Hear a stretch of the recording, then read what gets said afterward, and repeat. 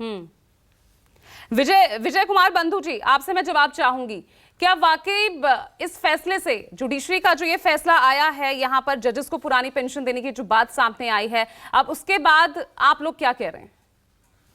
देखिए, हम सबसे पहले तो स्वागत करते हैं कि सुप्रीम कोर्ट के निर्णय को उत्तर प्रदेश सरकार ने इम्प्लीमेंट किया और हमारे तमाम उन साथियों को सामाजिक सुरक्षा मिल गई है जिसको आज के दौर में भार बताया जा रहा है।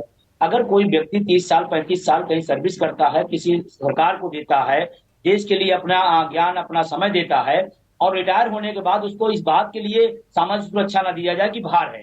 मैं पूछना चाहता हूं, तमाम तमाम विद्वान साथी यहाँ बैठे हुए हैं, मैं पूछना चाहता हूं, हमारे माँ बाप बूढ़े हो जाते हैं और उन पर हम स्वास्थ्य पे पैसा खर्चा करते हैं, हम उनके देखभाल में बुढ़ापे में पैसा खर्चा करते हैं, तो क्या हम उसको भार मान लें कि हमारी ड्यूटी है?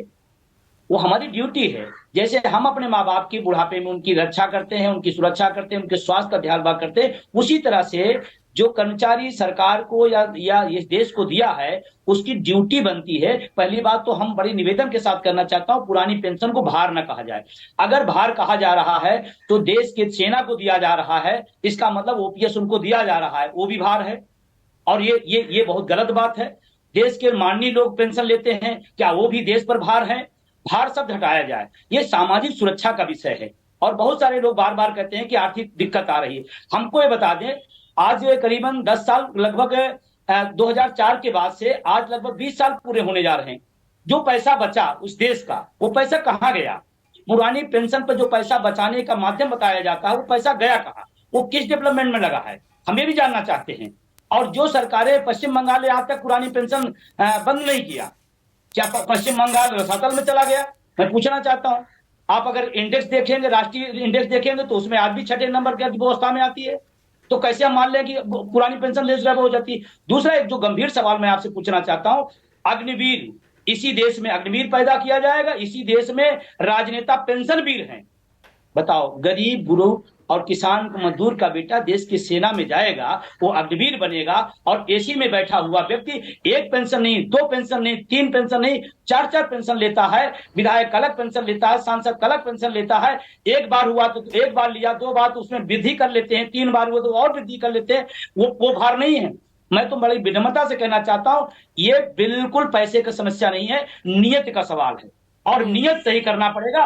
और हम सरकार के भाग हैं, हम आंख नाक कान हैं। सरकार की जितनी योजनाएं हैं, कौन पहुंचाता थी हमको बता दें लोग? वही शिक्षक, वही कर्मचारी, वही अधिकारी। आपकी जितनी योजनाएं जाती हैं, और मजे की बात आप सुने, वही कर्मचारी से पेंशन, विधवा पेंशन, ये पेंशन, वो पेंशन, 1000 पेंशन जारी की जाती है, और जो व्यक्ति ये जारी करेगा वो पेंशन नहीं पाएगा।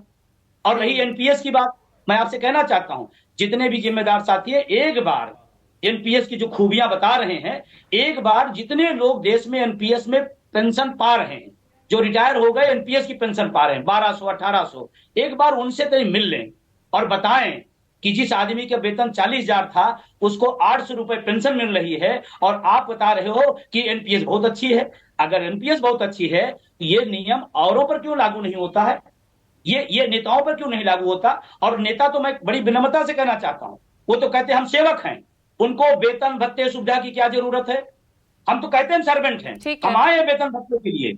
आप तो सर्वेंट नहीं हैं, फिर आपको क्या जरूरत है? आप अपना वेतन में थपथराक बढ़ाते हैं, आप अपने भत्ते में थपथराक बढ़ाते हैं। और हमारी पेंशन की बात आए, इस देश का अर्धसैनिक बल देश के लिए जान देता है, बॉर्डर पर लड़ता है, जब यहां देश के अंदर समस्या आती है उस पर लड़ता है, और वो पेंशन नहीं पाए। इन नेताओं की सुरक्षा का बहुत कुछ दारोमदार अर्धसैनिक बलों पे है। अर्धसैनिक बल असुरक्षित है और नेता को सुरक्षित कर रहा है। ठीक है, ये अन्याय है, ये अनैतिकता है, ठीक और है। मैं इसका बिल्कुल मैं इस विरोध चर्चा करता को हूं। आगे बढ़ाऊंगी।